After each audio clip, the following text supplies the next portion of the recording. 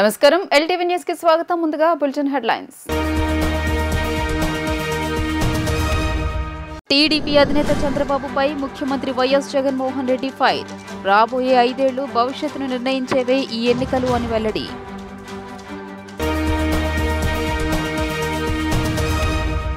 మండపేట వారాహి విజయబేరి యాత్రలో పాల్గొన్న జనసేన అధినేత పవన్ కళ్యాణ్ వైసీపీ కోటు వేస్తే ప్రజల ఆస్తులు గాల్లో దీపాలే అవుతాయని వెల్లడి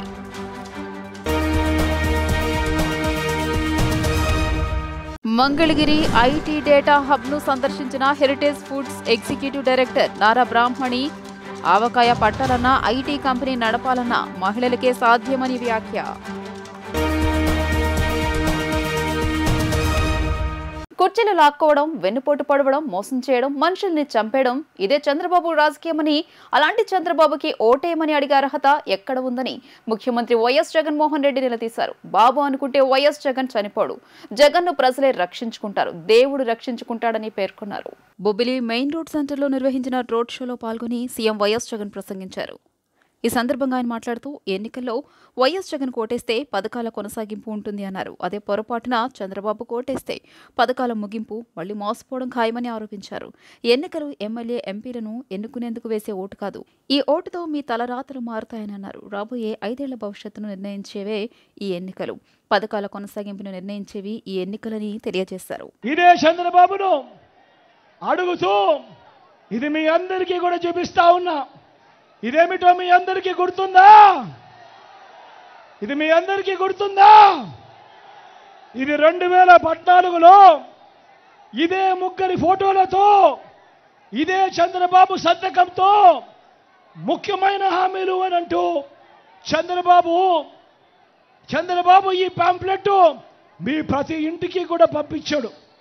ఇందులో చెప్పినవి నేను ఒక్కసారి చదువుతాను.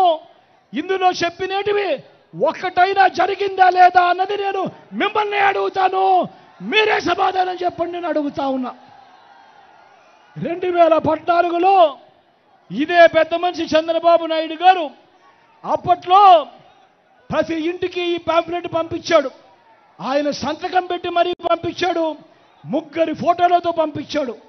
ఇందులో ఈయన చెప్పిన ముఖ్యమైన అంశాలు, ముఖ్యమైన హామీలు అని అంటూ ఈయన చెప్పిన హామీలు ఏమిటి అంటే రైతు రుణమాఫీపై మొదటి సంతకం చేస్తానంటున్నాడు.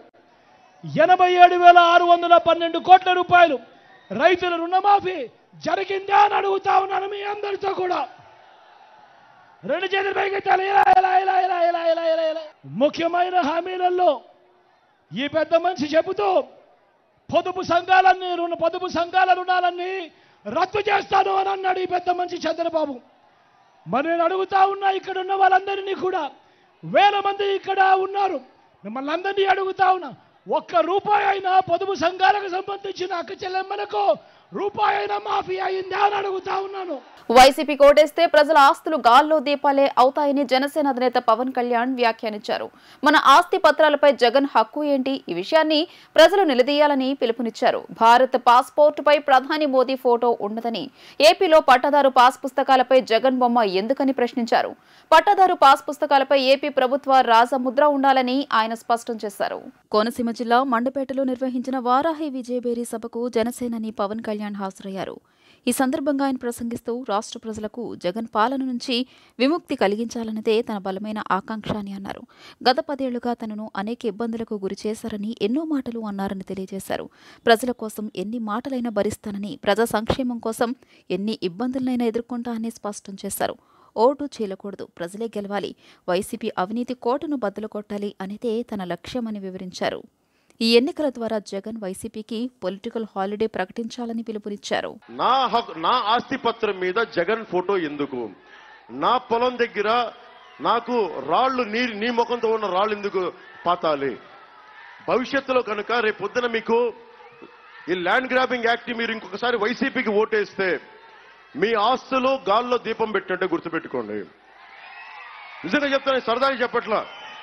ఇసుక రీచ్లనే దోచేసిన వాళ్ళు ఈ ల్యాండ్ యాక్టింగ్ ఎలా ఉంటుందంటే, ల్యాండ్ గ్రాబింగ్ యాక్ట్ అంటే మనం అంటే వెళ్ళి ఇక్కడ స్థానికంగా ఉండే మనకి ఆర్ఓ దగ్గర, మనకి రెవెన్యూ వాళ్ళ దగ్గర చేయించుకోవాలి రిజిస్ట్రేషన్, వాళ్ళకు గుర్తింపు ఇస్తారంట అంతే. ఒక జిరాక్స్ కాపీ మన మొఖాన్ని పడేస్తారు. రేపు పొద్దున మీ ఆడబిడ్డలకో మీ చెల్లెళ్ళకో మీ అక్కలకో పెళ్లిళ్ళు చేయాలి. వచ్చే బావగారి కోసం మనం ఏం చేస్తాం, ఇదిగోండి మా ఆస్తి పత్రం మా ఆడపడుచు లాంఛనాల కింద ఇవి ఇస్తున్నాం అని చెప్పి ఒక మనకి ఒరిజినల్స్ ఇస్తాం, మనం స్టాంప్ డ్యూటీ పేపర్లు ఇస్తాం, అవి ఉండవంట, జిరాక్స్ పేపర్ ఇస్తారంట. సార్ ఓకే, దానికి కుదరదు అనుకుందాం. రేపు పొద్దున మీకు కష్టం వచ్చింది, మీ నాన్నగారు మిమ్మల్ని ఎవరో కూర్చోబెట్టి పక్క ఊరికి పంపించాలి, చదువుల కోసం ఇంజనీరింగ్ పంపించాలి, లేదంటే డాక్టర్ చదివించాలి, లేదంటే కష్టాల కోసం ఒక ఫైనాన్షియల్ దగ్గర తాకట్టు పెట్టాలి. నేనే ఇన్ని సంవత్సరాలు ఎన్నిసార్లు నా ఇల్లు తాకట్టు పెట్టానో నాకు తెలుసు. మొన్న నా భార్యకి నా బిడ్డలకి ఇచ్చేసే వరకు నేను నా ఇంటి పత్రాలు తాకట్టు పెడతానే ఉన్నాను బ్యాంకుల దగ్గర. మరి రేపు పొద్దున్న నేను తాకట్టు పెట్టాలంటే ఈ లెక్క ప్రకారం అయితే వాళ్ళు బ్యాంక్ వాళ్ళు ఎందుకు ఇస్తారు? అసలు డాక్యుమెంట్స్ పట్టరు అంటారు. అసలు డాక్యుమెంట్స్ జగన్ దగ్గర ఉన్నాయండి, మా దగ్గర లేవంటే పోరా పోబో అంటారు. మళ్ళీ కూడా తిడతారు. మన ఆస్తి పత్రాల మీద నెమ్మదిగా సైకప్ చేస్తున్నాడు జగన్ మనల్ని. నేను మీకు ఇచ్చేవాడిని, నేను రాజరికం, నేను మీకు ఇస్తున్నా, మీరు దేహి అనండి. మనం ఒకటి మోచేతి అంబలి తాగే బతుకులు కావు మనవి. మేడే రోజున చెప్తున్నా, ఒకడి మోచేతి కింద అంబలి తాగే బతుకులు కావు. కష్టమైన నష్టమైన నా కండను కరిగించైనా సరే కష్టపడి తింటాను తప్ప ఎవడో పడేసే మోచేతి అంబలి, జగన్ పడేసే మోచేతి ఆవకాయ పట్టాలన్నా ఐటీ కంపెనీ నడపాలన్నా మహిళలకే సాధ్యమని heritage foods executive director Nara Brahmani వ్యాఖ్యానించారు. 2017లో ఐటీ మంత్రిగా నారా లోకేష్ ఆహ్వానం మేరకు పైకేర్ కంపెనీ మంగళగిరికి వచ్చిందని తెలియజేశారు. పైకేర్ డేటా సెంటర్ ఐటీ ఉద్యోగస్తులతో మాట్లాడుతూ భవిష్యత్తులో మంగళగిరిని ఐటీ హబ్గా మారుస్తామని హామీ ఇచ్చారు. మంగళగిరి ఆటోనగర్లోని పైకేర్ డేటా సెంటర్ను నారా బ్రాహ్మణి సందర్శించారు. ఈ సందర్భంగా ఆమె మాట్లాడుతూ ఈ కంపెనీలో ప్రస్తుతం 635 మంది యువతీ యువకులు ఉద్యోగం చేస్తున్నారని తెలియజేశారు. ఒక ఐటీ కంపెనీలో ఎంతమంది మహిళలు పనిచేయడం మొదటిసారిగా చూస్తున్నారని అన్నారు. గడిచిన 5 ఏళ్లుగా రాష్ట్రం నుంచి అనేక కంపెనీలు వెళ్లిపోయాయని, కొత్త కంపెనీల జాడీ లేదని ఆవేదన వ్యక్తం చేశారు. మన రాష్ట్రంలో ఉద్యోగాలు లేక యువతీ యువకులు వలస వెళ్లే పరిస్థితి వచ్చిందని చెప్పారు.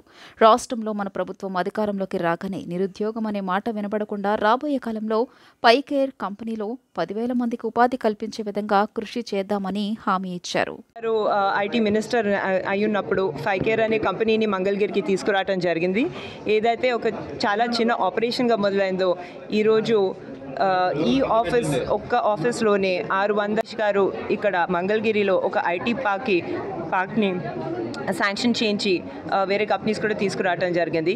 ఎవరైతే ప్రాసెస్లో ఉన్నారో వాళ్ళు రాలేదు, దాని తర్వాత ఏమీ డెవలప్మెంట్ అవ్వలేదు.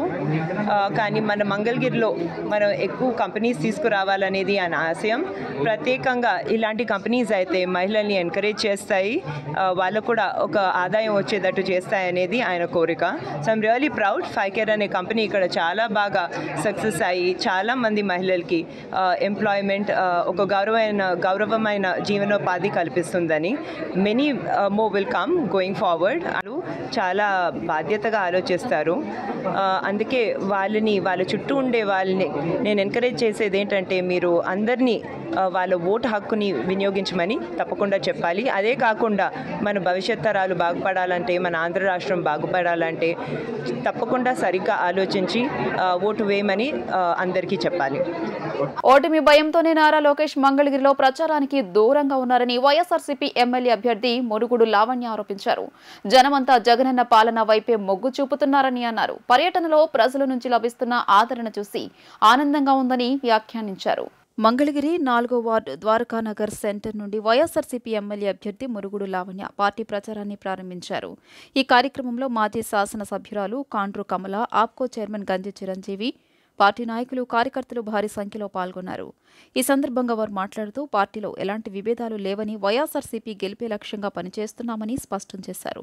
జగనన్న విడుదల చేసిన మేనిఫెస్టో ఎస్సీ, ఎస్టీ, పేద, బడుగు, బలహీన వర్గాలకు ఎంతో మేలు జరిగే విధంగా ఉందని అన్నారు. రాష్ట్ర అభివృద్ధి, సంక్షేమ పాలనతో జగనన్న ప్రజల హృదయాల్లో సుస్థిర స్థానం సంపాదించుకున్నారని పేర్కొన్నారు. మే 13న జరుగు ఎన్నికల్లో మంగళగిరి నియోజకవర్గ ప్రజలు ఫ్యాన్ గుర్తుపై ఓటేసి అత్యధిక మెజారిటీతో గెలిపించాలని వారు కోరారు. వైఎస్ఆర్సీపీ పార్టీ 58 నెలల పరిపాలనలో మరి ప్రతి గడపకి లబ్ధి చేకూరే విధంగా పరిపాలన సాగించింది. అలాగే అర్హత కలిగిన ప్రతి ఒక్కరికి కూడాను మరి సంక్షేమం అందింది. మరి మంచిని అందించిన ప్రభుత్వంకి అండగా నిలిస్తే మరింత అభివృద్ధి సంక్షేమం ఖచ్చితంగా అందించగలుగుతాము. కొత్తగా రిలీజ్ చేసిన మేనిఫెస్టో నవరత్నాలు ప్లస్ ఏదైతే జగనన్న విడుదల చేశారో అందులో కూడా మరి అన్ని వర్గాల ప్రజలు కూడా హర్షం వ్యక్తం చేసేలాగా ఉన్నది.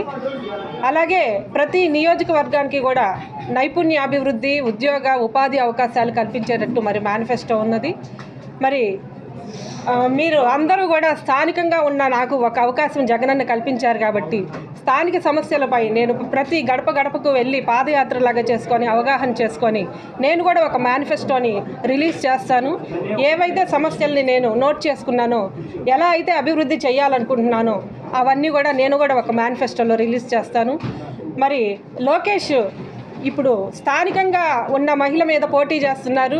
ప్రచారానికి కూడా వాళ్ళు తిరగలేనంత పరిస్థితుల్లో ఉన్నారు. వాళ్ళు అందుబాటులో ఉండే మరి నన్ను ఒక అవకాశం ఇచ్చి చూడండి. స్థానికంగా ప్రతి ఇంటికి మేలు జరిగేలాగా, అభివృద్ధి జరిగేలాగా నేను నా పాలనను కొనసాగిస్తాను. డైలాగ్స్ మటుకు చెప్పి వెళ్ళిపోతున్నారండి. అక్కడ క్యాండిడేట్స్ ప్రజల్లో కనిపించట్లేదు కదా. పాలన ఇస్తాము అనే నమ్మకం కూడా ప్రజలకి కలగాలి కదా. మీరు ప్రచారానికి కూడా అందుబాటులో లేరు. మరి ఎలాంటి పాలనను అందిస్తారు ప్రజలకి? అవన్నీ అవాస్తవాలండి. వైఎస్ఆర్సీపీలో విద్య, వైద్య, మహిళా సాధికారత, అలాగే సామాజిక భద్రతలకి ఎక్కువ మరి ప్రొజెక్ట్ చేశారు. అలాగే ప్రతి నియోజకవర్గంలో కూడా ఉద్యోగాలు ఇచ్చేటట్టుగా మరి అవకాశాలు కల్పించడం జరిగింది. రాష్ట్రంలో బీజేపీ ప్రభుత్వంకి 400 సీట్లు వస్తే మోడీ రాజ్యాంగాన్ని మార్చేసే ఆలోచనలో ఉన్నారని సిపిఐ ఎంపీ అభ్యర్థి జంగాల అజయ్ కుమార్ పేర్కొన్నారు. 10 ఏళ్ల మోడీ పరిపాలనలో దేశంలో తినడానికి తిండి లేక నిత్యావసర ధరల పెరుగుదలతో సగటు మనిషి పాతాళానికి తొక్కి పడేశారని ఆయన ఆవేదన వ్యక్తం చేశారు. నియంతలా పరిపాలిస్తూ రాష్ట్రాన్ని రావణ కాష్ట చేస్తున్న మోడీ ప్రభుత్వాన్ని ఓడించేందుకు కాంగ్రెస్, సిపిఐ, సిపిఎం, ఆమ్ ఆద్మీ పార్టీలు ఒకటై ఇండియా కూటమిగా ఏర్పడ్డదని ఆయన స్పష్టం చేశారు. మంగళగిరి సిపిఐ కార్యాలయంలో ఏర్పాటు చేసిన విలేకరుల సమావేశంలో సిపిఐ ఎంపీ అభ్యర్థి జంగాల అజయ్ కుమార్ మాట్లాడుతూ మే 13న జరుగు పార్లమెంట్ అసెంబ్లీ ఎన్నికల సందర్భంగా మంగళగిరి 2వ తేదీన జరుగు సభకు సిపిఐ రాష్ట్ర కార్యదర్శి రామకృష్ణ, సిపిఎం రాష్ట్ర జిల్లా నాయకులు, కాంగ్రెస్ రాష్ట్ర జిల్లా నాయకులు పాల్గొనే ఈ సభకు ప్రజలు అత్యధికంగా పాల్గొని సభను జయప్రదం చేయాలని కోరారు. టీడీపీ, వైసీపీ పార్టీలను ఓడిస్తేనే రాష్ట్ర భవిష్యత్తు బాగుంటుందని, లేదంటే రావణ కాష్టమేనని అన్నారు. దేశ సంపదను అదానీలకు, అంబానీలకు అప్పులంగా కట్టబెడుతున్న నరేంద్ర మోదీ ప్రభుత్వాన్ని హటావ్ దేశ్కో బచావ్ అని పిలుపునిచ్చారు. దేశంలో ఎస్సీ, ఎస్టీ, మైనార్టీలకు రక్షణ లేకుండా చేస్తున్న ఈ ప్రభుత్వాలను ఓడించి ఇండియా కూటమి అభ్యర్థులను రానున్న ఎన్నికల్లో అత్యధిక మెజారిటీతో గెలిపించుకోవాల్సిన అవసరం ఉందని అన్నారు. ప్రజలకు సవివరంగా వివరించడం కోసం రామకృష్ణ గారు రేపు వస్తూ ఉన్నారు. అందుకని మంగళగిరి నియోజకవర్గ పరిధిలో ఉన్నటువంటి అన్ని వర్గాల ప్రజలు వచ్చి పాల్గొని జయప్రదం చేయవలసిందిగా ఈ సందర్భంగా తెలియజేస్తూ ఉన్నాం. ఇవాళ ఎన్నికలు చూస్తూ ఉంటే నరేంద్ర మోడీ 400 సీట్లు ఇస్తే మొత్తం రాజ్యాంగాన్నే మార్చేస్తామని ఎన్డీఏ కూటమి ప్రగల్భాలు పలుకుతూ ఉన్నారు. అంటే 400 సీట్లు వస్తే ఈ దేశంలో మైనార్టీలను లేకుండా, క్రైస్తవ మతం లేకుండా, ఏ మతం లేకుండా హిందూ మతం ఉన్మాదం పేరుతోటి ముందడుగేస్తామని బాహాటంగా బీజేపీ కేంద్ర నాయకత్వం, అనేక మంది పోటీలో ఉన్నోళ్ళు చెప్తూ ఉన్నారు. ఈరోజు మనం చూస్తున్నాం, రాజకీయాల్లో డబ్బులతో వచ్చి రాజకీయాల్ని వ్యాపారంగా చేసి ఈరోజు ఉన్నటువంటి నాయకులందరూ కూడా ఎంత డబ్బు ఖర్చు పెట్టాం, ఎంత సంపాదిద్దామనే ఆలోచనతోనే ఈరోజు ఈ ఎలక్షన్ జరుగుతుంది తప్పితే ఎక్కడ కూడా ప్రజా సమస్యల్ని పార్లమెంట్లో గెలపటం కానీ, అసెంబ్లీలో గెలవెప్పి వాళ్ళ సమస్యలు ఇచ్చినటువంటి ఎమ్మెల్యేలు కానీ, ఎంపీలు కానీ లేరు అని మనం తెలుసుకోవచ్చు. అందుకోసం నిరంతరం ప్రజా సమస్యలు పోరాడుతున్నటువంటి ఈ నాయకులను గెలిపించుకో అవసరం ఉంది. దానికోసం రేపు 2వ తారీఖు సాయంత్రం 5 గంటలకి గవర్నమెంట్ హాస్పిటల్ దగ్గర నుంచి భారీ ర్యాలీ బయలుదేరి ఈ ర్యాలీ మన డిగ్రీ కాలేజ్ అయినటువంటి పాత కూరగాయల మార్కెట్ దగ్గర, గాంధీ దగ్గర బహిరంగ సభ జరుగుతుంది. ఈ బహిరంగ సభకి సిపిఐ రాష్ట్ర కార్యదర్శి కె రామకృష్ణ గారు హాజరవుతారు. అందుకోసం ప్రజలందరూ అదేవిధంగా సిపిఐ సిపిఎం పార్టీ కార్యకర్తలు మరి ప్రజలందరూ ఎదురుగా పాల్గొని ఈ బహిరంగ సభని ఈ ర్యాలీని జయప్రదం చేయాలని కోరుతూ హిరణ్య కసిపూడిలా ఈ యుగానికి టీడీపీ అధినేత చంద్రబాబు నాయుడు రాక్షసుడని AP film development corporation chairman Posani Krishnamurali అన్నారు. భారతదేశంలో నెంబర్ 1 డాన్ చంద్రబాబు అని చెప్పారు. సీఎం జగన్మోహన్ రెడ్డికి ప్రాణం అంటే లెక్కలేదని, ప్రజా సంక్షేమమే ముఖ్యమని ఆయన తెలియజేశారు. జగన్ను చంపడానికి టీడీపీ అధినేత చంద్రబాబు నాయుడు కుట్ర చేస్తున్నారని AP film development corporation chairman Posani Krishnamurali ఆరోపించారు. ఏపీ సీఎం జగన్ను చంపుతానని చంద్రబాబు నాయుడు బహిరంగంగా అంటున్నారని పోసాని అన్నారు. ఎన్నికల సమయంలో ఫేక్ వీడియోల గురించి చాలా మంది తీవ్రంగా స్పందిస్తున్నారని, మరి జగన్పై దాడి వంటి సీరియస్ ఇష్యూపై ఎందుకు స్పందించడం లేదని నిలదీశారు. గతంలో విశాఖ విమానాశ్రయంలో జగన్పై దాడి జరిగితే ఉద్దేశపూర్వకంగానే చేయించుకున్నారని చంద్రబాబు అన్నారని చెప్పారు. ఇది చాలా దుర్మార్గమని పోసాని మురళీకృష్ణ అన్నారు. దీని గురించి ఎవరూ స్పందించరా అని ప్రశ్నించారు. ఫేక్ వీడియోకి ఉన్న విలువ కూడా సీఎం జగన్ ప్రాణానికి లేదా అని ఆవేదన చెందారు. మళ్లీ జగనే సీఎం అవుతారని ధీమా వ్యక్తం చేశారు. ఎవరికైనా ప్రాణమే కదా, ఆయనకి వెంట్రుకతో సమానం. జగన్మోహన్ రెడ్డి గారికి ప్రాణం. ప్రజలు నా యందు ఉన్నంత కాలం, దేవుడు నా పట్ల ఉన్నంత కాలం నా ప్రాణాన్ని దేవుడే చూసుకుంటాడు, నా జీవితాన్ని నా ప్రజలే చూసుకుంటారు అని ప్రజల మధ్యలో ఇప్పుడికి షేక్ హ్యాండ్లు ఇస్తూ, ఇప్పుడే అమ్మమ్మల్ని హక్ చేసుకుంటూ, చెల్లెమ్మల్ని హక్ చేసుకుంటూ, మీరుండారు నాకేం బాధ లేదమ్మా, మీరున్నంత కాలం నేను ఉంటాను, కాలం ఉన్నంత కాలం కాకపోయినా 100 ఏళ్ళైన నిమితి మీరు నన్ను బతికించుకుంటారు అనే ధైర్యంతో, గుండె ధైర్యంతో, మొండి ధైర్యంతో, మూర్ఖపు ధైర్యంతో వస్తున్నాడు. కానీ జగన్మోహన్ రెడ్డి గారిని చంపటం డెడ్ ఈజీ. ఈ రోజు డెడ్ ఈజీ చంద్రబాబు నాయుడు గారికి. పాతయన్ని మీరు చూశారు కదా, పాతయన్ని మీరు చూశారు. ఎలా ఎంతమంది చంపాడో, ఎంతమంది ఎరాడికేట్ చేస్తాడో. ఇప్పుడు మరి ఎవరు కాపాడతారు? మోడీ వాళ్ళు. ఎప్పుడైతే నరేంద్ర మోడీ గారు పబ్లిక్లో నారా చంద్రబాబు నాయుడు గారిని పెద్ద అవినీతిపరుడు అని మళ్ళీ ఆఫ్టర్ ఆల్ 2 ఎంపీల కోసం మళ్ళీ ఇదే చంద్రబాబు నాయుడిని మేరా దోస్త్ మేరా దోస్త్ అని పాట పాడుకుంటూ ఇద్దరు వాటేసుకుని ఇక్కడ ప్రెస్ మీట్ పెట్టారు. What a shame it is. Modi గారు ఇంకా మా జగన్మోహన్ రెడ్డి గారికి మీరు కాపాడతారా సార్? ఎట్లా కాపాడతారు సార్? మీరు ఓ చంకలో మీరు చంద్రబాబును పెట్టుకొని ఎట్లా సార్? అవినీతి పోవడం మీరే అన్నారు. అదేమంటే సింపుల్గా దేవుడు నిన్ను కాపాడుగాక, దేవుడే కాపాడితే అన్ని మీరు ఎందుకు సార్ ప్రధానమంత్రిగా? అది అమిత్ షా హోమ్ మినిస్టర్ ఎందుకు సార్? అంటే దేవుడు వచ్చి కాపాడతారు తప్ప ఇక చంద్రబాబు చేతుల్లోంచి మీ వల్ల కాదనమాట. మీ వల్ల కాదనే మీరు మాట్లాడలేరనే, మీకు చంద్రబాబు నాయుడు అంటే భయం అనే. పవన్ కళ్యాణ్ పై ముద్రగడ చేసిన వ్యాఖ్యలు ఆయన అహంకార ధోరణికి నిదర్శనమని జనసేన పార్టీ రాష్ట్ర ప్రధాన కార్యదర్శి శివశంకర్ మండిపడ్డారు. వ్యక్తిగత ప్రయోజనాలకు ప్రాధాన్యత ఇచ్చే ముద్రగడ మచ్చలేని నాయకుడు పవన్ కళ్యాణ్ పై విమర్శలు చేయడం ఆయన దిగజారుడుతనానికి నిదర్శనమని ధ్వజమెత్తారు. పవన్ కళ్యాణ్ ఎక్కడి నుంచి పోటీ చేయాలో చెప్పడానికి ఆయనెవరు అంటూ ఆగ్రహం వ్యక్తం చేశారు. పిఠాపురంలో పవన్ కళ్యాణ్ ఓడించడమే తన లక్ష్యమంటూ ముద్రగడ పద్మనాభం చేసిన వ్యాఖ్యలపై జనసేన పార్టీ రాష్ట్ర ప్రధాన కార్యదర్శి టి శివశంకర్ తీవ్ర స్థాయిలో స్పందించారు. ఈ సందర్భంగా ఆయన మాట్లాడుతూ కాపు ఉద్యమ నేతగా చెప్పుకుంటున్న ముద్రగడ ఇప్పటి వరకు కాపుల అభ్యున్నతికి ఏం చేశారో చెప్పాలని నిలదీశారు. కాపుల రిజర్వేషన్లు ఎట్టి పరిస్థితుల్లోనూ సాధ్యం కావని తెగేసి చెప్పిన సీఎం జగన్ పంచన చేరిన ముద్రగడ కాపులకు ఏ విధంగా న్యాయం చేస్తారో చెప్పాలని సూటిగా ప్రశ్నించారు. కాపు ఉద్యమ నేతనంటూ సీఎంకు ఊడిగం చేయడాన్ని కాపులందరూ చేత్కరించుకుంటున్నారని శివశంకర్ నిప్పులు చెరిగారు. పిఠాపురంలో పవన్ కళ్యాణ్ గెలుపును ఏ శక్తి అడ్డుకోలేదని ముద్రగడ తన పేరును పద్మనాభరెడ్డి అని ఇప్పుడే మార్చుకుంటే బాగుంటుందని అన్నారు.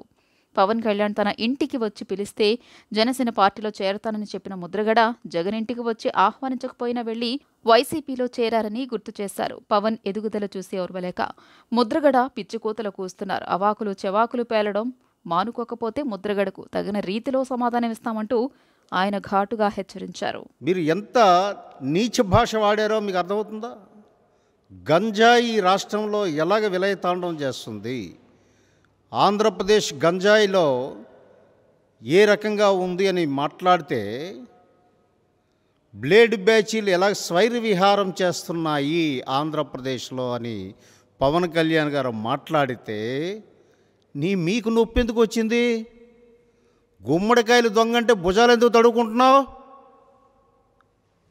ఏమైనా బుద్ధి ఉందా? వాటికి సమాధానం చెప్పాలి. అంతేగాని పవన్ కళ్యాణ్ గారికి నాయకత్వం వహించావా? ఈ పిచ్చి ప్రేలాపన, పనికి మాలిన ప్రేలాపనలను మానుకుంటే మంచిది. అలాగే పవన్ కళ్యాణ్ ఎక్కడ పుట్టావు? ఏంటిది? చిన్నపిల్లోడు నయమయ్యా నీకంటే. నువ్వు పెద్ద మంత్రిని చేశాను, ఎంపీని చేశాను, ఎమ్మెల్యేని అన్నిసార్లు చేశాను, బీరవాళ్ళు పడుగుతావు, పెద్ద జమీందారి కొడుకునని చెప్తావు. సింగిల్ సిటిజన్షిప్ యాక్ట్ ఉంది ఇక్కడ భారతదేశంలో. నీకు కనీసం పరిజ్ఞానం లేదు. నీకు ఎక్కడ పుట్టావు, ఎక్కడ పెరిగావు, ఎక్కడ పోటీ చేస్తున్నావు? చిల్లర చిల్లర చిల్లర వాగుడు. చట్టము రాజ్యాంగం చదువుకోవయ్యా, లేదంటే పంపిస్తాం మీకు రాజ్యాంగం, చదువుకో. అంతేగాని తెల్ల చొక్కా వేసుకొని వైసీపీలో చేరి ఆ బానిస కుక్కలాగా మాట్లాడుతానంటే మాత్రం సహించేది లేదు. జాగ్రత్త. ఇంతవరకు చాలా మర్యాద ఇచ్చాం మీకు. పిఠాపురంలో ఓడించకపోతే నా పేరు పద్మనాభ ముద్రగడ రెడ్డిగా మార్చుకుంటావా? మంచిది, మార్చుకో, ఈరోజే మార్చుకో. ఇక ఈ రోజు నుంచి మిమ్మల్ని ముద్రగడ పద్మనాభరెడ్డి అని పిలుస్తాం. ఎందుకంటే అలా పిలిస్తే నీ తనువు పులకరించిపోతుంది కదా. మీరు అనేక సందర్భాల్లో చెప్పారు, నేను కాపునాడు ఉద్యమాన్ని నడిపించడం వెనక ద్వారపరెడ్డి చంద్రశేఖర్ రెడ్డి నాకు ఆర్థిక సహాయం చేశాడని గొప్పగా చెప్పుకున్నారు. మీకు మొదటి నుంచి కూడా రెడ్ల పాలేరుగా ఉండడం అలవాటైపోయింది. జనసేన అధినేత పవన్ కళ్యాణ్ పిఠాపురంలో ఓడిపోవడం ఖాయమని వైసీపీ నేత మాజీ మంత్రి ముద్రగడ పద్మనాభం అన్నారు. పవన్ కళ్యాణ్ అర్థం లేకుండా నోటికి ఏదొస్తే అది మాట్లాడుతున్నారని మండిపడ్డారు. పద్ధతిగా అడిగితే ఎన్ని ప్రశ్నలకైనా సమాధానం చెబుతానన్నారు. రంగేసుకుని వస్తే ఓట్లు వేయరని, తొందరలో పవన్ పార్టీ ప్యాకప్ చెప్పడం ఖాయమని జోస్యం చెప్పారు. కాకినాడ జిల్లా కిర్లంపూడిలో వైసీపీ నేత మాజీ మంత్రి ముద్రగడ పద్మనాభం మీడియాతో మాట్లాడుతూ పిఠాపురంలో పవన్ కళ్యాణ్ను ఓడించి పంపకపోతే తన పేరు మార్చుకుంటానని సవాల్ విసిరారు. తన పేరు పద్మనాభం కాదు, పద్మనాభరెడ్డిగా మార్చుకుంటానని ప్రకటించారు. ఎమ్మెల్యే పదవి నుంచి హైదరాబాద్ నుంచి పిఠాపురం పారిపోయి వచ్చారని ఎద్దేవా చేశారు. తోటివారిని గౌరవించడం రాదని, పవన్ కళ్యాణ్కు డబ్బే ప్రాణమన్నారు. సినిమాల్లో నటించాలని, రాజకీయాల్లో కాదని హితవు పలికారు. రైతులకు సహాయం చేయడానికి తీసుకున్న చందాల్లో ఎంత వినియోగించారో సమాధానం చెప్పాలన్నారు. పవన్ సినిమా ఆదాయం కంటే రాజకీయ ఆదాయమే బాగుందన్నారు. రాష్ట్రం చంద్రబాబు తాత జాగీర్ కాదని వ్యాఖ్యానించారు. 1978లో చంద్రబాబుకి ఇంటి పెంకులు మార్చుకోవడానికి కూడా స్తోమత లేదని, 2 ఎకరాల నుంచి అపర కోటీశ్వరుడు ఎలా అయ్యారని ప్రశ్నించారు. హైదరాబాద్ నుంచి పిఠాపురం అంతా వచ్చేయడానికి కారణం పెట్టిండే ఎమ్మెల్యే పదవి కోసం. ఈ హైదరాబాద్లో పొడి చేయొచ్చు కదా. పెద్ద మెజార్టీతో మీ ఎమ్మెల్యే అంతా గెలిచారు కదా, మీ పెట్టిన అభ్యర్థులు అందరూ పెద్ద మెజార్టీతో గెలిచారు కదా. అక్కడ ఎందుకు పోటీ చేయలేదు? పిఠాపురం ఎందుకు పారిపోయి వచ్చేస్తున్నారు? లోకువా? మా జిల్లా వాళ్ళు అంటే లోకువా? హైదరాబాద్ పోటీ చేయొచ్చు కదా. అసలు ముందు మీ అడ్రస్ చెప్పండి అయ్యా. ఎక్కడ పుట్టారు, ఏ ఊర్లో ఉన్నారు, ప్రస్తుతం ఏ ఊరు ఉంటున్నారు, మీ జిల్లా ఇది, మీ మండలం ఇది చెప్పండి ఒకసారి. ఏమి చెప్పకుండా గాల్లో వచ్చేస్తారా? రంగు వేసుకొని వచ్చేస్తే అందరూ ఓట్లు వేసేయాలా? పవన్ గారు మిమ్మల్ని ఓడించి పంపడం ఖాయం. ఓడించి పంపకపోతే నా పేరు పద్మనాభం కాదు, పద్మనాభరెడ్డిగా మార్చుకుంటాను. మిమ్మల్ని ఓడించి పంపకపోతే పద్మనాభం కాదు, నా పేరు పద్మనాభరెడ్డిగా మార్చుకుంటాను. మేము మీకు ఓటేసేయడానికి మీకు సేవకులమా, మీ బానిసలమా మేము ఓటేసేయడానికి? మీ అందరూ అమ్ముడు అయిపోయి జాత మీకున్న జబ్బుని మాకు కట్టారా మా ప్రజలకి? ఈ ప్రశ్నకి అన్నింటికి కూడా మీరు అదే పద్ధతిలో ప్రెస్ మీట్ పెట్టి నన్ను ప్రశ్నించండి. ఎన్ని ప్రశ్నలకైనా సమాధానం చెప్తాను. వాటికి మీరు నాకు రిప్లై ఇవ్వాలి. అంతేగాని సభలో మాట్లాడేసి మీ ఇష్టం వచ్చినట్టు మాట్లాడుతుంటే ఇంకా అర్థం లేకుండా మాట్లాడడం, వాటికి మేము సమాధానం చెప్పడం కాదు. పవన్ గారు, మీరు కూర్చుని ప్రెస్ మీట్ పెట్టి అన్ని రకాల ప్రశ్నలు వేయండి, అన్ని రకాల ప్రశ్నలు సమాధానం చెప్తాను. వార్తలు ముగించే ముందు హెడ్లైన్స్ మరోసారి. టీడీపీ అధినేత చంద్రబాబుపై ముఖ్యమంత్రి వైఎస్ జగన్మోహన్ రెడ్డి ఫైర్. రాబోయే 5 ఏళ్లు భవిష్యత్తును నిర్ణయించేవే ఈ ఎన్నికలు అని వెల్లడి.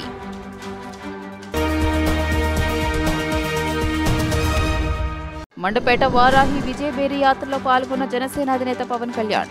వైసీపీ కోటు వేస్తే ప్రజల ఆస్తులు గాల్లో దీపాలే అవుతాయని వెల్లడి.